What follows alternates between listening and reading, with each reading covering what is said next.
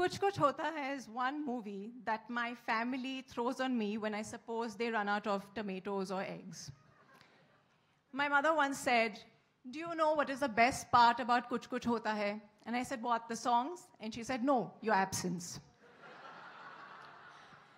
Then each time I tell my husband, "I think you should do this script and not that," he says, "Please, I don't need your advice. You're the person who said no to Kuch Kuch Hota Hai."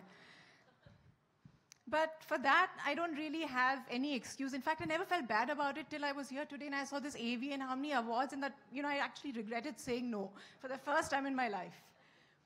I do remember Karan coming to give me a narration of the script. It was the first narration he'd ever given anybody. And we were sitting in my grandmother's house. The ceiling was constantly leaking. And halfway through, I didn't know what was more damp, the ceiling or Karan's face, because he was crying profusely, and I had to keep giving him one tissue after another. He was very touched by his own story.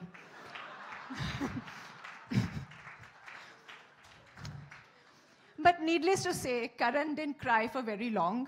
He already had the incredible Shah Rukh and Kajol, and then he found the terrific Rani Mukerji, made this marvelous movie,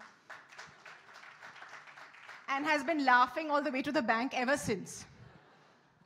Now, Karan has claimed that I broke his heart when I didn't do this movie because he'd written the part for me, but I want to tell him that I did him the greatest favor, considering every movie I did, even with Shah Rukh Khan, bombed.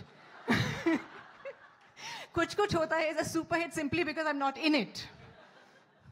And Rani, my dear friend, I've told you this before, but you owe me 1,000,000 gifts because, darling, I made your career.